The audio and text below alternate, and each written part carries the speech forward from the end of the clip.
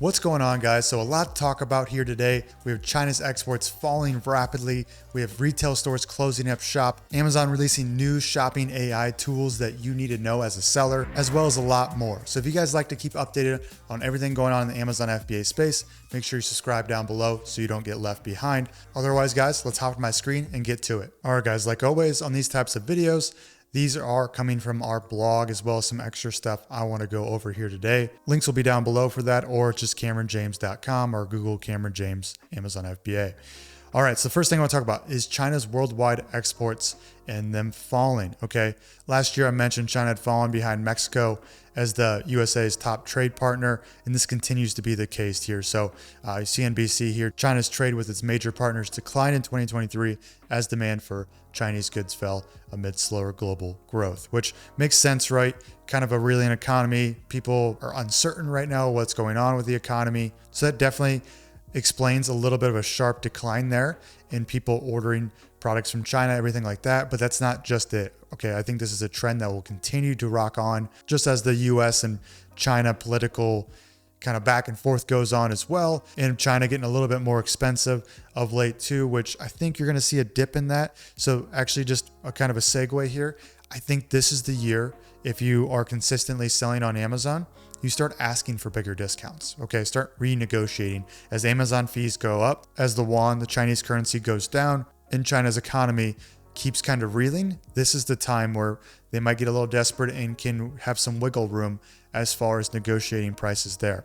Okay, as far as other countries taking over, it really is Mexico. Vietnam is up there. We're going to start seeing a lot more coming from these other countries. So keep up to date on that. I know not everybody likes to source from China. So going to these other countries like Mexico, Vietnam, South America, India, Pakistan, these could be all great sources to find your products there. Yes, it's gonna be a little harder to do so, but there could be a lot of benefits. Usually every time there's something hard to do and people don't want to do it, that means there's an opportunity there. So just keep that in mind. Next, we have 4,600 retail stores closed last year. We're getting to AI here quick. I think this is the most important part of this video. So just hang with me as we get into that, because there's something you need to know to make sure you don't fall behind on some of what's going on right there.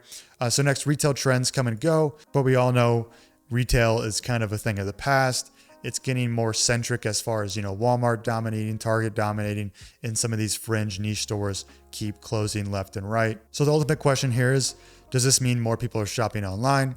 Yes and no. Okay, so this is actually a very interesting report by Pew that while online shopping is spiking in popularity, most consumers still prefer shopping in person, with most consumer purchases coming from physical sales. Okay, so we know that only like 15-16% of sales actually come from online, which is mind-boggling to me. It tells me that we're still very, very early in e-commerce, because if it gets to 50%, literally the market triples in size and all of our products triple in volume essentially. Okay, so obviously there's a little mix and go there depending on who kind of takes market share, but we all know Amazon is kind of leading the market share as we speak. But this report tells me that, okay, if people enjoy shopping in a physical space much more, but retail stores keep closing, what's going to happen here? What are online e-commerce businesses going to do? Well, this kind of comes into, if you've seen the Apple Pro goggles, I guarantee they're going to have 3D shopping on there, right? It's almost going to be like you're in a store physically shopping for goods. We see this on Amazon too, where you can actually take the app and put a couch inside your living room just using your phone on Amazon to see how it look and go here. So we're going to keep seeing this as technology expands, and this is going to ease the gap. So that's my interpretation. Obviously, everything here is my interpretation of what's going on in my opinion, but just kind of looking at the data, this is where I think we're going. It's going to be more kind of 3D, more immersive shopping online, where we kind of bridge the gap from, okay, we like to shop in person. How do we do that at home? Well, it's going to be goggles we can't distinguish from real life or not, right? So that's going to be kind of what's going on in the future there. So keep an eye out on that. And just know that 15% is eventually going to turn to 30%, 40%, 50% as far as online shopping dominating retail sales. Okay, next, AI makes decision-making easier.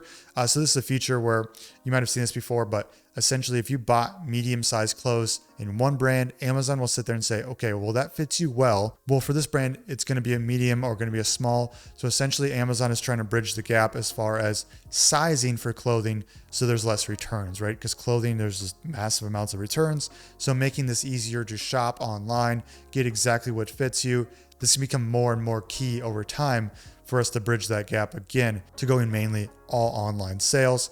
Another thing I want to talk about in the AI space is a shopping bot called Rufus. Yes. So Roof, it's named after a dog here. I believe someone in the Amazon space, it might have been Jeff Bezos' dog. I'm not 100% sure, but this is going to be an AI customer tool to search for, a gift for grandpa, a gift for mom, the best lemon squeezer. This is going to help determine that. Okay. So this is probably the most important part of this video. How does that affect us as sellers? So we pop up here. So Amazon's actually increased the amount of SEO terms in the back end we can add to our products. So this used to be limited to sometimes 50, sometimes 250 words here.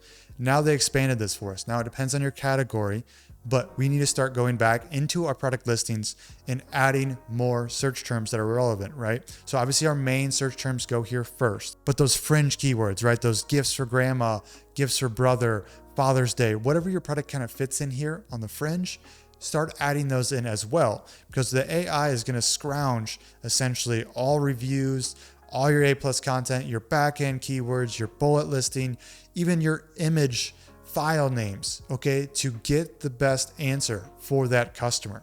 Okay, so we need to make sure we're doing this and creating SEO inside every avenue we can. So this is becoming more and more important as far as the AI is concerned with Rufus here. Now, Rufus isn't rolled out for everybody. This is in beta, so don't worry, it's not going, viral quite yet here, but prepare for this, okay? Because we want to have our products show up first, get sales first, and then Amazon will keep us there as well if we're doing our job and performing for those keywords. So even in your A+ content, you have the alt text, put your keywords in there. Okay. So I know it's annoying, but at first here, when things roll out like this, they don't have any customer data quite yet to know what performs better. So they're going to be pulling from what they do have. And this could give you a leg up. Now, I'm not saying you're going to rank up for every question asked here, but it's better to be safe than sorry and give yourself the best chance possible. So going back into your generic keywords, your search terms, whatever you have here on the back end, make sure you enter your keywords there and use all the fields you possibly can. Okay. Next, we have Prime Air expansion in 2024. So this is us getting into Terminator field, essentially. So as we know, Amazon does have drones delivering packages. They just have it right now, I believe, in College Station, Texas, and Lockford, California. They're going to keep expanding this and rolling out a new city here by end of year. Amazon will also introduce this to service in UK and Italy. This is just cool, right? Because Amazon's biggest moat, I should say, not bridge, is their quick 2-day, 1-day delivery speed. Okay, imagine if products are sent within 30 minutes. How big of a moat will Amazon have there? And this will just continue their reign of dominance, because this is the hardest part of all of this, is to deliver consistently and have those speeds, which is Amazon has done. Great, because you can go on Etsy, you could go on AliExpress, you can go on Temu, you can go on TikTok Shop and probably find products of the same price. Maybe not quite the selection and the ease, but you could probably find products at the same price. But what do people want? They want it quicker, faster, right? They want that quicker dopamine hit. They buy something, it shows from the door the same day. It could be $5 more expensive. People will pay for that convenience. Okay. So this is their moat. This is their value equation exponentially growing here. This is big news if you're team Amazon. And if they somehow figure this out to get within within 2 hours, 4 hours, 30 minutes, it's over. Next, what exactly is personalization? So I just want to take the time here to get to go where kind of 2024 is going. Okay. So it's important, and I'm having clients do this as well. I'm talking about this more, thinking about this more, but building a brand is important on the product side of things. But if you want to expedite things, having a personal brand is probably more important in the beginning. Okay. So just think about it from here, right? If you follow an Apple account, so say the Apple brand, and you watch their Instagrams, you probably don't care as much if you watch your favorite tech influencer talk about the new Apple Mac M3 chip or whatever it may be. Same thing with anything, right? We see good old Kim Kardashian selling makeup. Well, you probably don't even follow that makeup brand on your Instagram, but you follow Kim, so you'll buy the makeup. So these personal brands, these personal connections and influencers are more important usually than the brand doing its marketing. We saw this with Stanley Cup. And when that car caught on fire, the car was completely obliterated, but the Stanley Cup was still in the middle cup console, still had ice in it.